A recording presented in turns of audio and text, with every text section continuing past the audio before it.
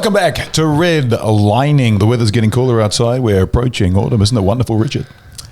Oh, no. I missed the summer. I was expecting a longer lead in there. No, I'm just trying trying to keep me on my toes, right? On your toes, all the time. Yeah. Okay, cool. Hey. All right, let's move on. Speaking on the toes, across from us is the one and only Jean-Paul, who runs the AUM Festival. Welcome to the show, brother. Got up. Thank you. Thank you for having me. Oh, no, it's a pleasure. Thanks for coming on. So I don't want this to come across wrong, but you've been around a bit. I've been around a little bit. Yeah, you can tell. Yeah. I wasn't talking about appearance. But you've had a long history in the New Zealand music scene. Yep. In the dance music scene anyway. Yep. Yeah, through numerous promotions. We'll talk about a bit later, but I'm curious to know where it all started. Where it really started, right back in the early days when I started off working in the arts, and that didn't work out in the end, and ended up getting into hospitality and booking bands and what have you, and I was managing bars and booking bands, and sort of got carried away with that, and then I ended up going to the UK in the early 90s, the very early 90s. Was that for the classic Kiwi OE? Yeah, it was actually a beautiful woman I was with. Wanted to go back to see her parents, and we went travelling through Nepal and Thailand and India and all over the place, and ended up back in the UK right at the tail end of the Summer of Love, and got into this clubbing thing. I mean, I'd been sort of into the music a bit in the UK and New Zealand, but not really exposed to a lot of it. Yep. And so if my history is right, that's 1989? 91. End of 91 I was there. Okay. So around there. So it was just right at the very end of it, so that's how I got into electronic music. Went to a club, had some happy candies and did the things that you do, and got into the music and understood. Yeah. Just on clicks, eh? It's like, oh, this is me. Yeah.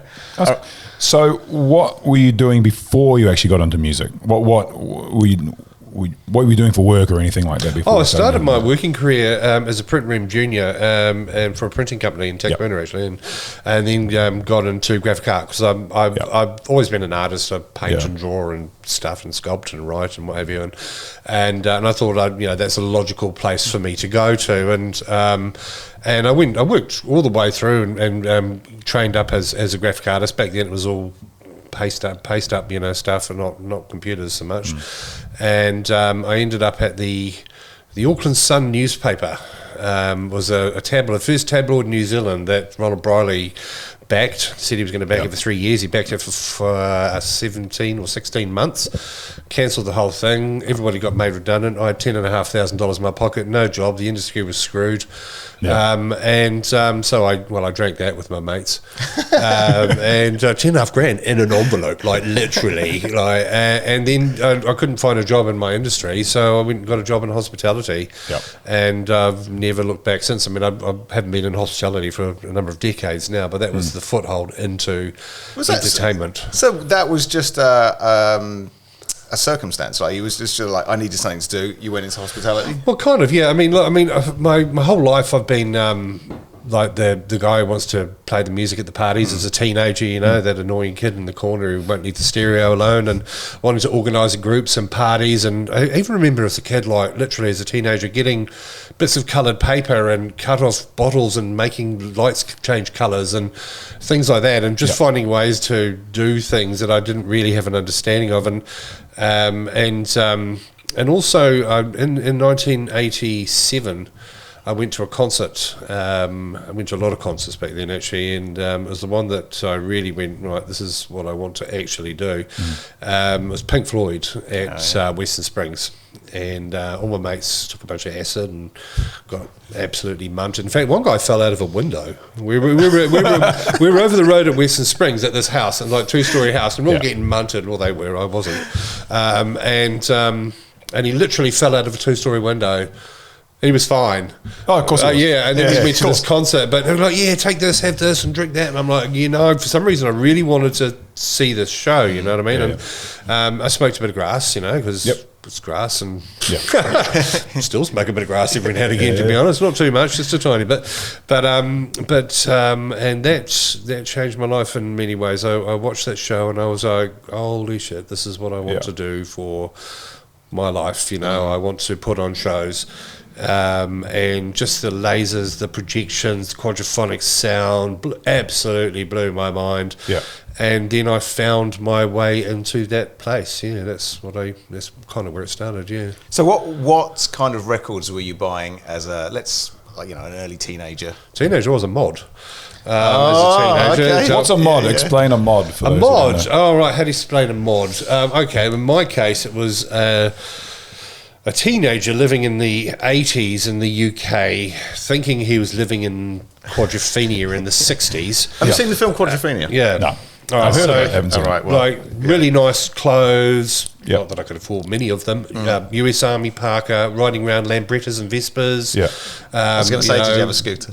No, I didn't quite get there. I nearly got there. Oh, yeah. Is that the New Age romantic sound? Like Duran Duran and that sort of thing? Oh, no. Real 60s music, 60s and 70s, more The Who, The Jam, Small Faces, Secret Affair, Northern Soul music, Gladys Knight, The Pips, all sorts of beautiful soul music. And I did have a secret addiction for the modern music of then that was coming through the 80s music, but it wasn't cool amongst my friend group. We were mods, man. We were cool and tough. And did you get involved in the mods versus rockers thing? Well, not really. The rockers weren't a problem because they didn't really exist at that point. It was skinheads.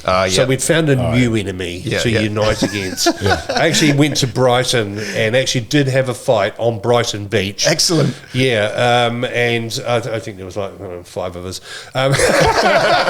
And I had a minor scuffle. Yeah, and I had a skinhead enemy at school. One. No, we were just kids, but no, it was definitely the mods versus the skinheads at that point. But and of course everything else because teenagers. Yeah, exactly. Yeah. But so that was my music was a bit different. It was definitely really diverse interests in music. Yeah. But I just couldn't talk about it as a teenager because I was too cool for that. So you talked about sort of the 80s being a bit of an influence music-wise. Are we talking kind of like the electronic sound synthesizers? Like Gary Newman, Chidway Army, all of it, that kind of thing. All of it, except for Kraftwerk. Weirdly, as much as now I play techno and I'm in the electronic music scene, it's the one that I never really got. I appreciate what they have achieved, what they do, and their place and their importance. Yep. But just I'm not in the core group. No. Yeah, that's fair enough. Yeah.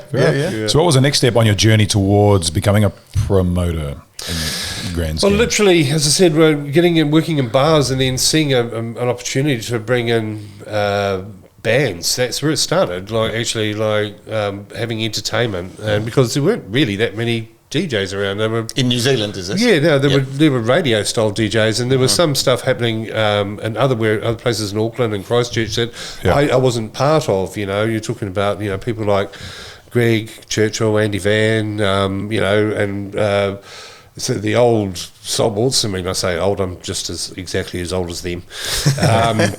But it started off that way, and that's how I started promoting. Was actually that's the beginning of that part. Yeah. So what kind of music, band wise?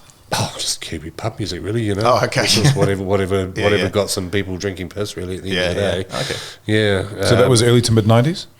Yeah, that's right. Until I went to the UK and came back a whole new man. Yeah, whole new man. So did you experience some of the warehouse raves? Some of the Bagleys and a couple of others, and I spent a lot of time in Islington at a place called the Labyrinth, which was a really cool club.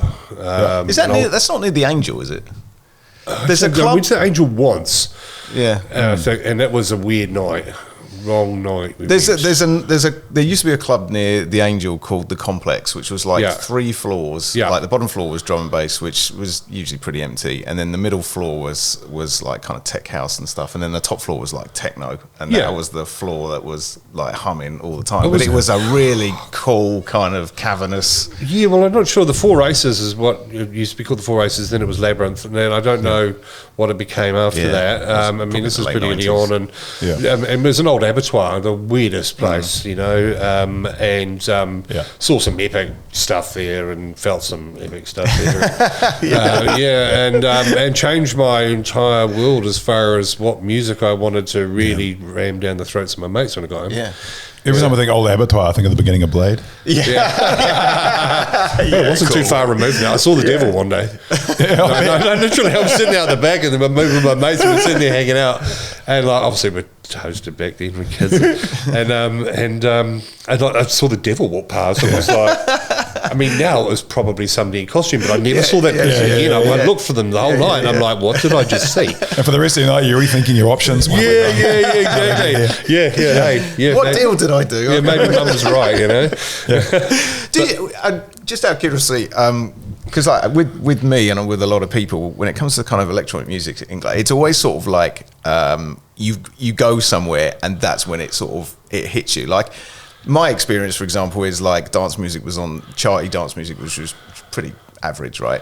But then I went to an underground club, and I was like, whoa, what is this? Is that the same sort of thing for you? Oh, yeah, absolutely. I mean, I'd sort of been to a few places in Auckland, and I couldn't even tell you what they were back then. But, actually, no. I mean, I remember...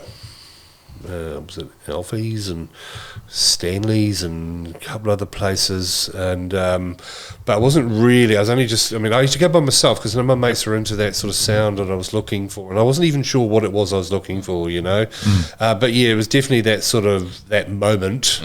On a floor in the UK, surrounded by kids, absolutely having it, sweating, and doing, big fish, little fish, cardboard box, having it, watch me dance, watch me chew, more like, and sweating and carrying on, and music, that just blew my mind, and it was a mixture of sort of jungle and early jungle, and kind of like I don't know what you'd call it, a happy hardcore, I guess, kind of sort of sound was starting to come out, and there was a few different sounds. Obviously, house music was through the place. I mean, I'd always been a fan of disco and earlier house music and stuff, but that was just more cranking sound. Really caught my ears and eyes. I was going out and watching.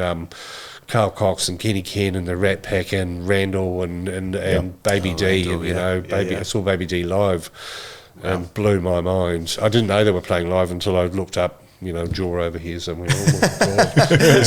this is I understand this stuff now. I don't know what I was like, 24 or something. Yeah. So you took all this and you came back to New Zealand. Yep. And did you know then that you wanted to start a party? Immediately before I landed, like, this is what I'm doing. I came back with a bunch of records. My mate said it took me quite a few weeks to sort of settle, and I was sort of like rave, and they were like, what the hell are you on about, and I was just like, yes, this is what we've got to do. And so we made a rave, and I turned it's got a different name now. It used to be called the Ski House in National Park, sent by Rupehu, and we built a stage, we built a room out of a deck and built a room. We painted murals, psychedelic murals, and we got the sound system. I ordered a sound system, and at that time I had no idea what I was doing, and these guys turned up with this truck, and it was the full sound system, and they just laughed and said, what do you want to do with it? And I'm like... I don't know, and it was the whole... Play it loud! Yeah, well, it was the entire sound system from the Angels concert that had happened a few days beforehand, right? So we ended up just using a couple of subs and a couple of tops and a monitor for my DJ setup, and I think I had two CD players, a tape deck, and a turntable. Oh, wow. And mixing off a preamp, this is 91 or somewhere around there, I can't remember exactly, to be honest. And Desire was the name of this party, and we had, I think it was 247 people turned up, charged $8 a ticket, and I think I played those dozen records I had over and over and over again, mixed up with grunge music. Well, that's all I had. And it was the thing at the time. And it was down in Natty Park, that was what we were all into, the Scares and the Borders, mixed in with L7, Ministry, Rage Against the Machine, and then, Kendall, the Rat Pack. I can imagine playing Killing in the Name Of, and then some sort of like happy hardcore next to it. And I had one of those, I had a laser, we had these lights and fabrics and UV, and what are those balls you touch, those... Oh, there's the electric balls. What are they called? I don't know what they're called, but the lightning ball. Yeah, had one of those, Oh, yeah, we were very advanced. But I was immediately, this is what I'm going to do. That's it, done. I'm putting on raves. So I'm just imagining one of those balls with 100 chewing people trying to Mind you, we didn't have any of that kind of stuff. We didn't have ecstasy or anything like that. Right. That wasn't, well, it certainly wasn't around where I could access it or wasn't aware of. I'd never heard of it before I got to the UK. That came a little bit later on. But we had a bit of fun. New Zealand style. So what was after that? Like, what brought you? Auckland's where you started, right? You've always been an Aucklander? Yes, in essence. I mean, I lived in National Park, which I'm going back to next week, actually, which is great. To paddle down a river. But I actually started, the first party I did was in National Park. I started putting on bands and things in Auckland, went away, ran a lodge, went away again, came back, and then back to Auckland, and we ran a few gigs, and I mean I was involved in putting on a few parties in the UK in some basic context, and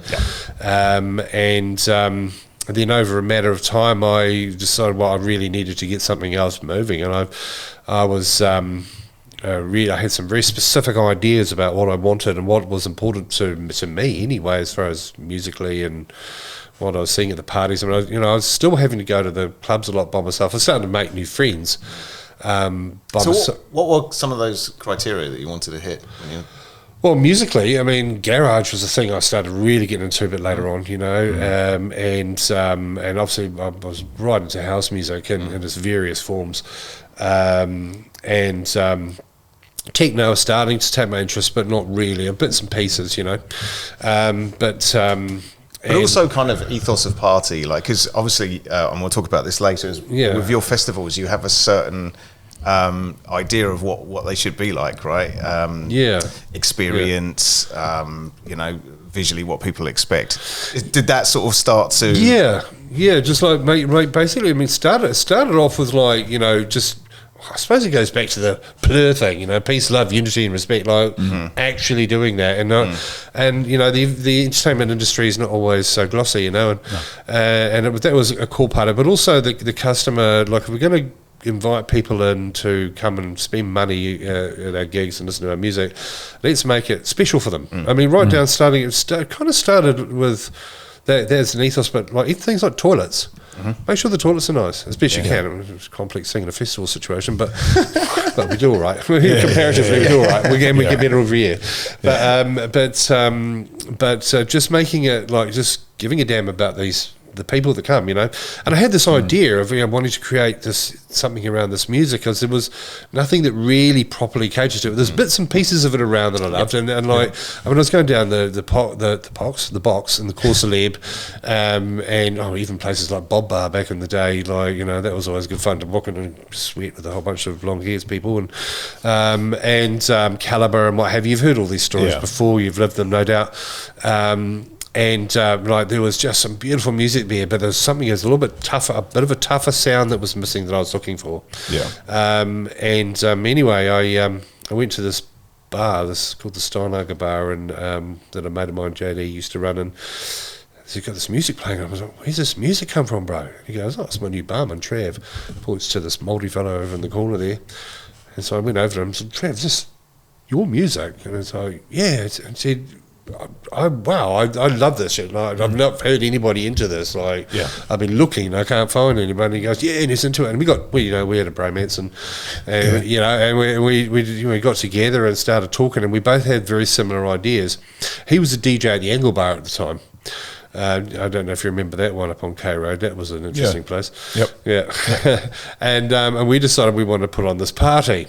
And together we had like this few things. Like we wanted a slightly older age group, and just people that are not, got a little bit more experience. And R22 was what we came up with then. And kind of classy. I'll tell you about the name in a second. It was quite funny. Originally it was going to be called Peach. Yep. And I decided to do a flyer for this thing, and I did the version of the Michelangelo painting of God and Adam, the fingers pointing, and Adam lying there like this, but did him in lingerie of somebody. It's just a drawing I'd done, sort of like, and with Peach, and I did this flyer, and I was just like, that is so gay, but not that that's a problem, but it's like it wasn't the target. And it's like, and anyway, we'd already booked this venue called the Wagamama's. And we went down to have a look at it. Well, sorry, we hadn't booked it. We were checking it out, and we went downstairs into the bottom part of this thing. There's this beautiful velvet couch there, and it was just like velvet. Nice. We'll call it velvet, and this is how Velvet was born, which is the first significant brand that I've had. Whereabouts in Auckland was this? On K Road. What is it now? What is it? I don't know what it is now. It was a wine bar. Wagamama's was a wine bar for years, and it's kind of right next door to the arcade there, St Kevin's. And I don't know what it is. It'll be I think it's a boutique of some sort nowadays. Right. I think but the Wagamama's long gone.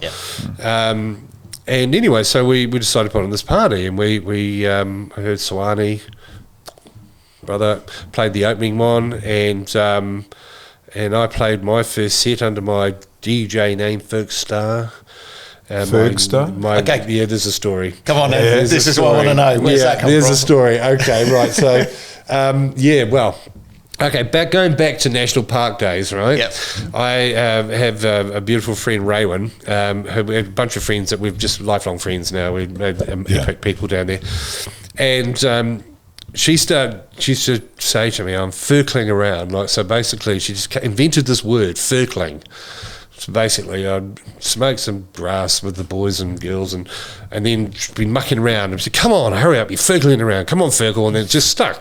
I became Furkle, right? About a year later, we're in the bar that I ran, the ski house bar, and these two girls, these two backpackers, would go giggling and come over and say, I'm very sorry, German girls, why do they call you Furkle? It's very funny. I'm like, why? It's just my name. It's just a name that was made up, and said, you know what it means in German? I'm like, no, it's a little pig. small pig, apparently, is what it means. And I went straight up to my Pete, the barman, my German barman, and bro, you didn't think to mention this? And he's just like, well, no, I didn't think it was important. And like, bro.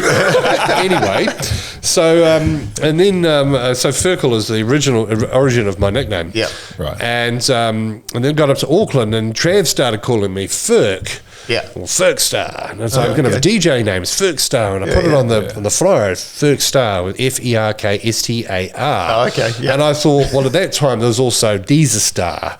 And I thought, again, we're going down, like, do I have to wear a dress to use that name? Like, it just sounded camp and I just like, no. Anyway, so we dropped the R eventually, and that's how Fergster came around. It was literally somebody taking the piss out of me, and turns out it means small pig. And well, I know I'm not sure about small, but anyway, but that's Ferg and Fergster. Yeah, that's cool. I think that's a really cool name. And it's a cherished memory. It's just like, and it's actually completely unique. I've not been able to find another Fergster anywhere in the world. So that's good. Do you find people ask you a lot about where that name's come from? Not really. Sometimes. Yeah, well, sometimes. They don't need to now. Now you know. I mean, it's actually interesting now. I get called by my name in various versions. I've got lots of different versions of my name, and more so these days. But there was a period of time where I was just known as Ferk, and I've got a bunch of friends from 20 years ago when I was doing Velvet, when we started Velvet. Yeah. They only know, well, they know my name obviously, but I'm Ferk. I'm Ferk, Fergster. That's cool. That's cool. How long did Velvet go on for? How many of those did you do? It's short and sweet. It's about 3.5 years, 4 years, something like that overall. We knocked on the head right at its peak. We're going in different directions personally, Trav and I, and Nick. There was another guy who joined us later on in the piece, and we got pretty massive. We started off with I think 180 people, 200 people, I can't remember it exactly. Second one we had 350, and the next one was on. The rest is history. We're doing 2,500 people at the Civic, with 7 rooms. It was phenomenal and huge. But we sort of like went off in different directions. Had a bit of a falling out, if I'm honest. And that was the end of that. And we made a decision. It was an educated decision to pull it right at the top, and it's just stayed this legendary moment in time where we absolutely kicked ass. Formidable party.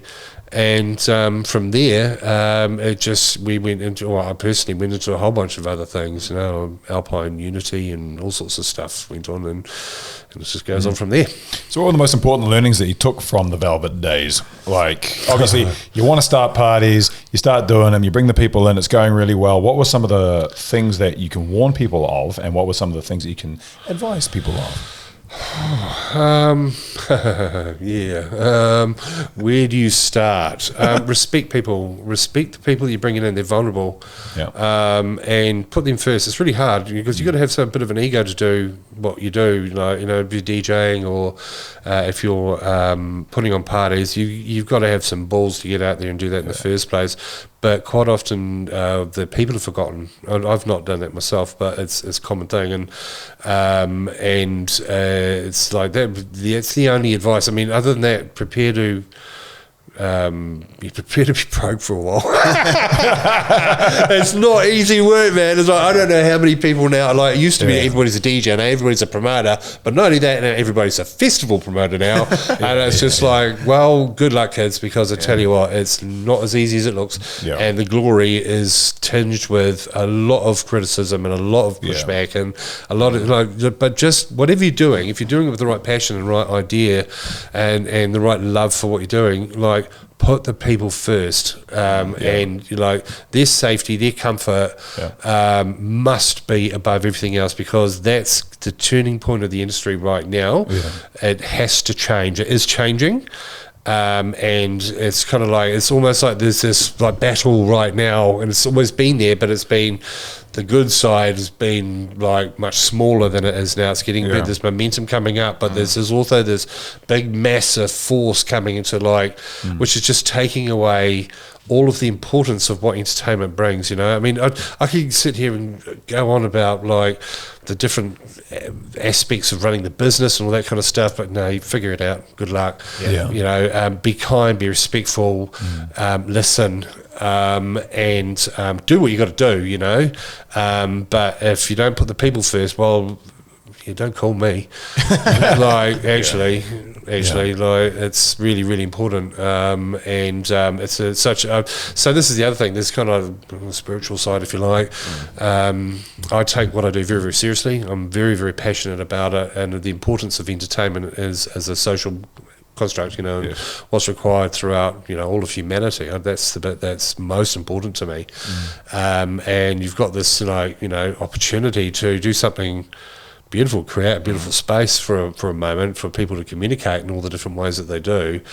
So that's kind of where I'm coming from, and the more people that do that, the better, because there's a whole bunch of the world out there that does not give a fuck about other people, and we live in this, we've got this beautiful opportunity to share music and art and all sorts of glorious experiences. And all of the edgy stuff that comes along with that as well, I might add. It's kind of like a double-edged sword, but if your heart's in the right place and you're actually caring about the people you've got there, you're doing something beautiful. You're doing something really, really important. Because there's a whole big grey money-based machine that just doesn't care about people at all. Right. Before you started the On Festival, and you're promoting parties in Auckland and New Zealand and other festivals and stuff, how did you resist the temptation of people coming in and trying to shift your focus through maybe money, investment and stuff like that to so you sort of stayed true to your principles? Yeah, stubborn arrogance, really. I mean, I've just always had the same thing.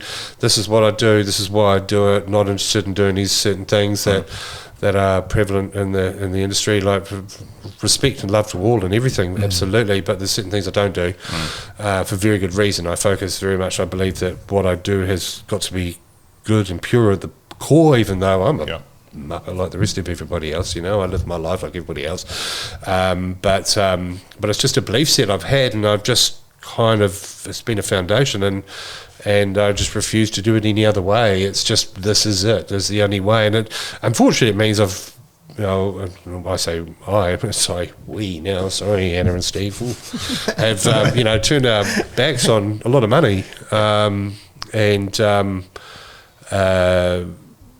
But yeah, it's just got to be this way. It's for the kids, man. Ultimately, no, especially as I've gotten older. I mean, we were the kids. 25 years old, you're a child, man. But now I'm 54, and it's like it's literally for the children.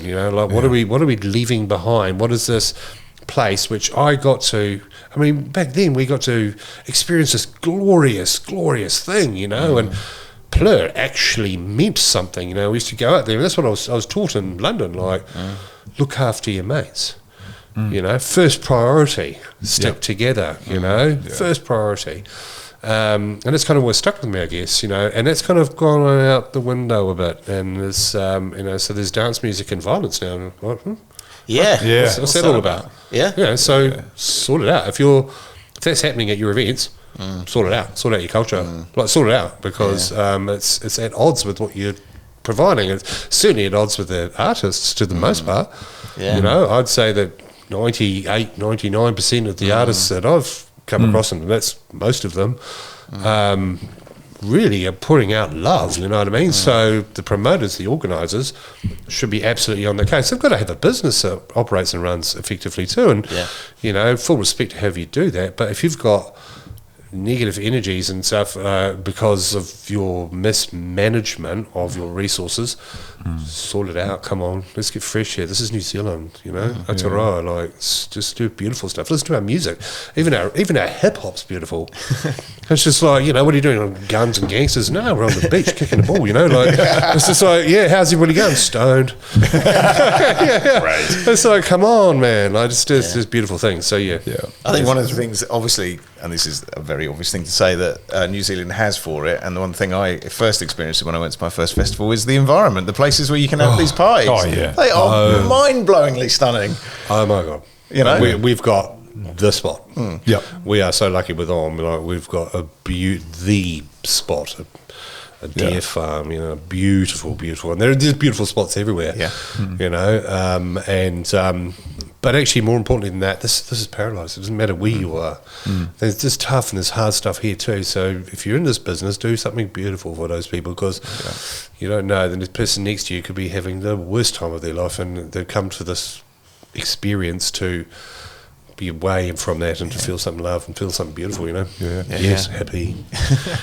Okay. Oh, sorry, go on. Okay, so talking about AUM. So AUM is BYO, is that right?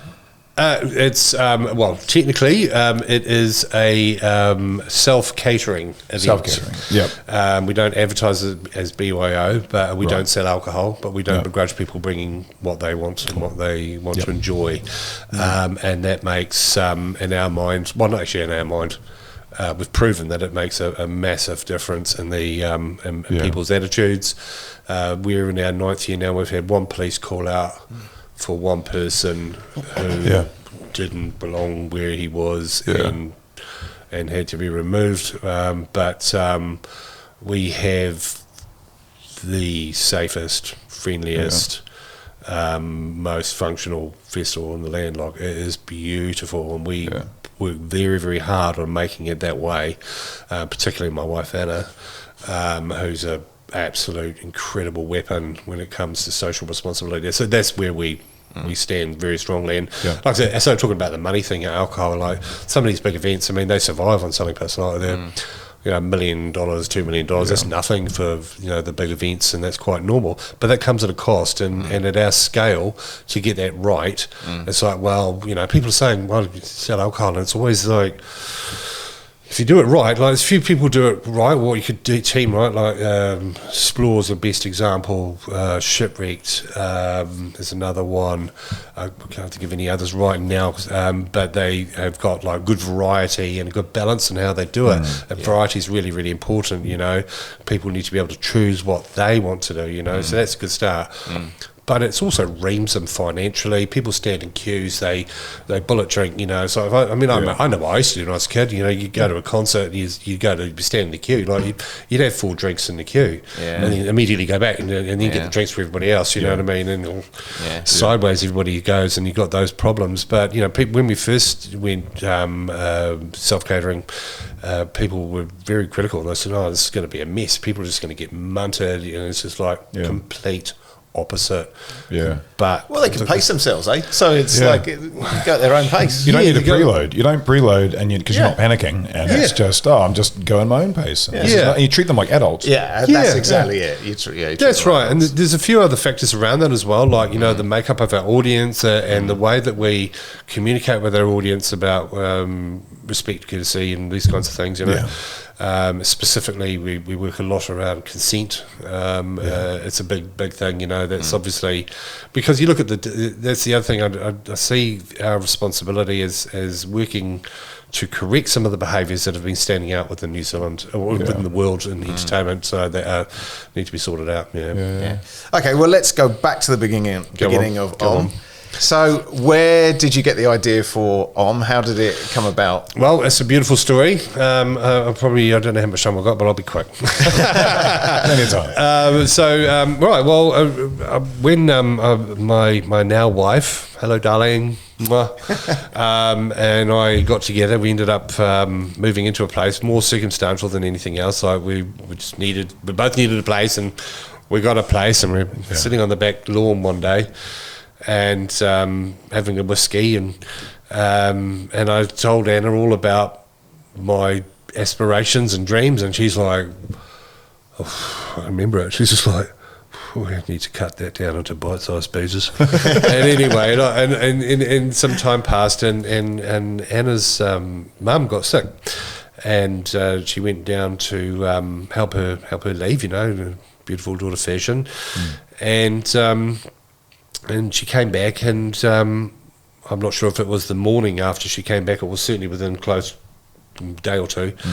I went into the office into my office, and there was a little post-it note on my computer, and it said, "Let's put on an event to experience the gift of giving and receiving together." So that's the gift. I'm pretty sure that's what I've still got it somewhere. But that's where it started. So it was actually literally born from love. So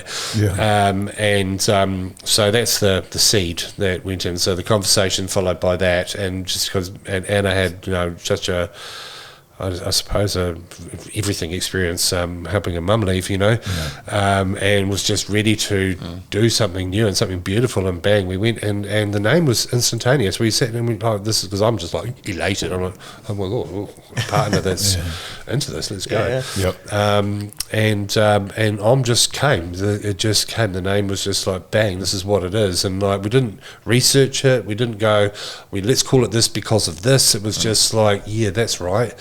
And then we let that simmer for a little while, and it started off that way, and we thought, no, this is because there's a bit of complexity around the name, and so we had to have a little bit of a think about that, and it started off, and it's like, well, also it's an authentic unified movement, because that's what it actually is. I mean, it's real hippie stuff I'm talking about here, but actually it's what it is. It's not just we're putting on part. I mean, I'm a show-off. We're all show-offs. My business partner, Steve, I'll talk about him shortly, my other business partner, absolute show-offs, so as far as like sound, lighting, production, art, everything, like it's just like, sure, that's a key point of what we do, but actually it's more than that. This is actually a movement to change behaviours within the industry, and it's something I've been shouting about for decades, even way before anybody who's listening to me, like, for God's sake, stop it. What are you doing? Promoters shitting them all over each other, and still goes on now. Not so much, not so obviously, but it still goes on. Frankly, it makes me angry. And I can't, for no other reason other than I decided that I wanted to do it the other way. It's pure ego.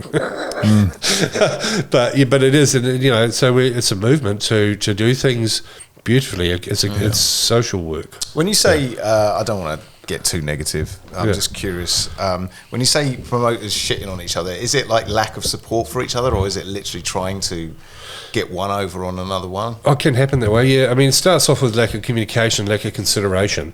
There are, you don't see it's not so prevalent. It used to be quite prevalent, I mean, we had back in the Velvet days people trying to slam us. When we started AUM, we had people in the scene trying to slam us, people in the trance scene. There's like 5 people in the whole bloody scene, and it was just like, which were mates. It was like we were literally putting on gigs either side of what we're doing, to absolutely usurpers. Like, really? Oh yeah, straight up. Yeah. They gave up real fast because it's like, we actually know what we're doing. But yeah, so that kind of behaviour still goes on, and most of it, from what I can observe these days at the smaller end, is more just lack of paying attention of what's going on around, like people advertising their events over the top of other people's events, booking the same artists, play the same weekend. I saw, just recently there was a gig where somebody had gone to the effort of bringing over an international, and then somebody else put the same international on a week before, and it's like didn't even communicate with the promoter, and so that to me is really, really arrogant and inconsiderate. Bit of sabotage, eh? Well, it's actually thoughtless. It's actually it's beyond some of the sabotage stuff is more high level stuff nowadays. That's more just you don't matter. So it's not deliberate sabotage. It's just like, no, I'm more important than you, and you don't matter, which is despicable considering some of these people have been doing this a long time. It's like, sort it out. When you get the young people doing that, well, you can tap them on some of the elders can tap them on the shoulder and give them a bit of a nudge and say, hey, this isn't cool and this is why. And people got to do what they got to do. You can't be. We're not here to parent people, but at the higher end, like the Live Nations and this kind of stuff, like what's happening at an international level, that's a different story. That used to be a bit more prevalent back in the 20 years ago. There's stuff going on in New Zealand where people were big events, literally trying to slam each other. But now it's more like international, hedge funds size businesses. Just decimating industries, like internationally, just decimating the industry, like, and just decimating all the players within it, and that makes me quite uncomfortable. I understand what's going on, I understand why, and I understand the buy-in from the artists, and I understand it all from a business, pragmatic perspective, but it just kind of hurts me, it's just like, I'm amazed at the price of the tickets now. For a one night only, the prices are what we would spend for like a 3-day gig, like Explore or something. Now it's just one night only, $300 minimum. Yeah, but you got to remember, like, I mean, what do you spend on your shopping a week nowadays? It's like it's all just everything's just through the roof, like, and like it's even with we try to keep our ticket prices reasonable, and we give a lot for that. We're broke, but we're part of it. But it's actually impossible to escape. I mean, even just the increasing costs, so that's what it costs. I mean, even flying people around these days. So it was almost like when the COVID thing happened, everything just went up. And not everything leveled back out again. It's just like, we'll just keep it up there, Some because of circumstances require it, like, some industry players, some of the suppliers and what have you, like they need to, they claw back 2 years somehow and stay afloat. Can't blame them, but air travel, the cost of air travel just went through the bloody roof. You try freighting stuff even now, and it's just through the roof, and that just impacts everything. So, yes, it is expensive, but it's but what isn't? We do live in this ridiculously beautiful but strangely expensive place. I mean, you're right. Like big corporations seem to have like just kept their prices as they were, and there's no sort of, it never comes down, right? And it just goes into the pockets of the people who don't need it. Yeah. Anyway, that's a different story. Anyway, let's move on. Really start chin scratching. We don't want to go down that. But you mentioned COVID before. How did COVID affect you guys? Oh, that was an interesting one. Yeah. That was huge. We were OM was the only festival that ran over that period in the North Island. Actually, it affected us in a bunch of different ways. First of all, emotionally, because we, Anna, Steve, and I, and our most of our crew, not all of them, had made a personal decision about the vaccine, and just like everybody else, shit scared, not really sure which one, red pill, blue pill, I don't know. It was a bit like that. It was all of that. So that decision was made independently of the festival, and then people say, you ran the festival because you needed the money. It's just like, well, we would have potentially lost everything, but that's not actually what it was about. It was about actually, no, people need to dance. Just because some people can't come, it doesn't mean the rest aren't just as stressed out as everybody else. It was huge, and so it affected us that way. And we had people that had been with us from the beginning that couldn't come because of their decisions. And in full respect to that, that was heartbreaking. It was heartbreaking. I cried so many times, it was real heartbreaking. And we got called a lot of things, like Anna, Steve, and I was called a Nazi, genocidal, baby killing murderer, complicit in murder. And this is heavy. It's heavy shit, man. It's heavy, and really it was just like, no, this is all love. We disagree, but this is all love. It's always been all love. You know that. You were here. So that was hard, and not getting the PR right for that was really complicated. But we did get it right as best we could, while still battling in the background tears, and sadness, and but also being resolute. It was like, absolutely, this is what's happening. Sticking with it, and even under that fire, constant fire, it was like, no, we got to do this. Yes, the business needed to keep going. Could people have said, would have lost it all, maybe, but no, we would have found a way. Working behind the scenes, obviously, the things that we don't get to hear or see as patrons of the festival, knowing what the government's rules were at the time, because I think we were in red light at that time, but there was an inkling that we would go into yellow for New Year's Eve. Did the government communicate with you at all what they were going to do? No. So did you, basically all the lead up to that, and I think they told us, was it like a week before, a couple of days before, that they were going to go a few days, yellow light on New Year's Eve? But leading to that, they didn't give you any hint what their decision would be? No, that was just a gut feeling. I knew all year, and I said to Anna right at the beginning of the year, because all this shit was going down, I'm like, we're going to be the only ones who run. You watch. I just kind of knew. I don't know why. I just had this premonition, if you like, and I'm just like, this is what's going to happen. Was that luck of the draw that you were just in that little time frame? Yeah, with purely, simply just pure luck, I guess, and other festivals were not equipped to do that, to do what we did. They even changed the opening date for the event. They decided to, we normally open on the 30th, the morning of the 30th, and sort of build the festival so it kind of builds people up, and over the 31st, and then take them and ride them out again. And then she opened it up and said it was going to go to green or whatever the amber, I can remember, to be honest, but on the midnight on the 30th, so we had to reprogram the whole festival, and in 24 hours, actually. I was literally reprogrammed the whole festival.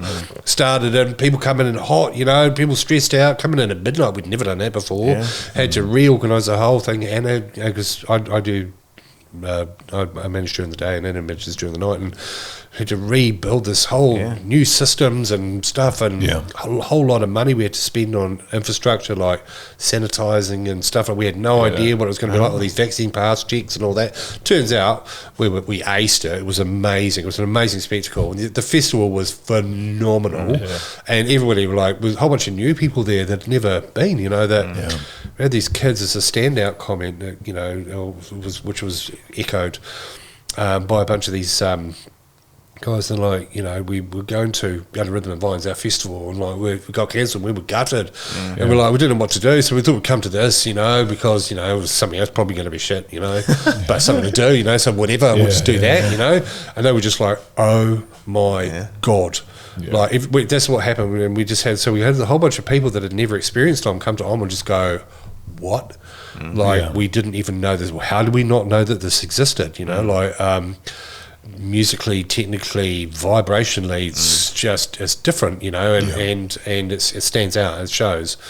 But it was hard yakka, but it was we carried on, and we've gained new audience from it, and the people that went who couldn't be with us then have come back. I was at that festival, and it's a funny story is that I was quite anxious sort of leading up to the festival, just the whole thing. It was making me really stressed, and I wanted this festival. I wanted to go to this festival because like many people, I just wanted to go and let loose and sort of just forget about what's been going on for the last whatever months. And I was driving up to the festival on New Year's Eve, and I was like, right, I'm just going to go in there. I'm not going to go near many people. I'm just like, I still had that stress on me. And then I was at the main stage, one of the first places I went on the main stage, and I was having a bit of a dance, and there was like, obviously it was like people dancing and all that, and like, I'm just going to keep to myself, and then this woman went up to me and went, whoa, and gave me like the massive hug, and I was just like, oh wow, that's amazing. And then from that point onwards, it made my festival. I bet I know who it was. I don't know, but I bet that's somebody I know. Like absolutely, yeah, cool, yeah. I mean, although I would have at this point said, did you ask? Even now, I'm a hugger, you know, but I always ask, you know, but consent, you know. But anyway, it was like that, and it was also technically it was. Yeah, we was amazing. Smashed it, you know. It was we opened up with drum and bass or bass music on the White Stag, which is not White Stag is our main stage, and never done before, and even Paige Julia. That's a cool person, right? Yeah, that's a really cool person. And she commented on when she played a set, you know, that this is the first time that we've been loud on that stage, and she's get the shit out of it, and we had a couple of my favourite bass artists on there, and but it was all topsy turvy, inside out. But the show was incredible. The vibe was stunning, and here we are about to have our 10th birthday. Yeah, exactly, and showing off. Oh yes, we're going to show off. That's wicked. So what's the future look like for OM? You got the 10th coming up. What are your hopes for it? Can you expand anymore? Do you want to expand anymore? Well, we are expanding. We've expanded slightly, so not huge. You know, we'll take it to about 5,000. Excuse me. And so as far as, I mean, it's a constantly developing, growing and evolving thing anyway. Every level of it, starting at the core with our integrity, our poise regarding the social responsibility, consent and safety. I mean, we've got a structure there that is formidable, you know, it's incredible, and we really need to see that, you know, spread around the country, and you know it's a phenomenal thing. From there, it's the art, you know, and like supporting the artists in the way that we can, you know, as best we can, so artistically we're constantly changing and growing with some core tenets, you know. We've got core parts, but I keep moving them around and changing them, and we've got and then like visually, like and sonically, I'm really anal about sound. I've got an incredible sound team, and always have been right the way back, and but also I've got my other business partner, Steve Crowcroft. Now that boy's a legend. He was like, I mean, I thought Anna was a dream when she came into my life, and then you know 6 years ago, was it 5-6 years ago, I can't remember exactly, 5-6 years ago, Steve came into our world, and I thought I'd won bloody lotto, not literally, still broke, but like, you know, I mean, this guy's like, his background is, you know, the technical director for New Zealand Opera, technical director for he was for the Edinburgh Fringe Festival, and goes on and on. This guy's a total legend in production, and so between the two of us and the beautiful teams that we have of friends, old friends that I've worked with for decades, you know, we're getting pretty fancy in what we're doing now. So so as far as growth, right, we'll grow it physically to a point where we want to make sure that we can still sustain the message while we're doing it, because it's a year long, it's constant messaging about how we want to behave in these environments. You know what I mean? Was with the artistic growth, the inclusion and the importance of children and also seniors, throughout the entire thing. Technically, we have a very unique looking and sounding festival. There are some incredible festivals and events in New Zealand, and I'm not going to wave my flag too high, but our shit's tight. You can't wave your flag high, John. Everyone loves your festival. I've never had everyone I know who's been has been nothing but complimentary. Thank you. I genuinely haven't had a bad egg pop up about it. Yeah, it's pretty beautiful. We've got a beautiful thing together. Do you guys do anything else during the year, or you just focus on them? Yeah, we've got a bunch of stuff. We do a bunch of other smaller events, and like we do a midwinter, which I really wanted to stop doing, but I just can't because too many people love it. We've got something special coming up this year. But we do a whole bunch of smaller events. Not a whole bunch, just a few. I keep moving them around, trying different things. Last year we did a couple of proper psychedelic warehouse parties. And they were phenomenal. We always pretty well get our numbers, and what we do, want to get it right. We know, unfortunately, I don't scrimp, and that's why we're still broke. So we do that. We also have invested in some domes. We've got some very, very big geodesic domes, and we're working on some of that stuff for that. Explain these domes.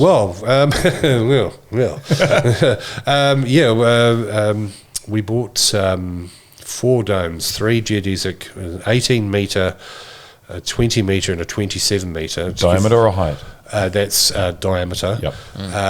And like, for example, the 20 metre will hold like 600-700 people. The 27 metre will take 1,000 people. We've also got a 30 metre positive pressure dome, which is an inflatable thing. Not like the modern kind of inflatable thing. It's kind of like this ballast surrounded with a skin that goes over it.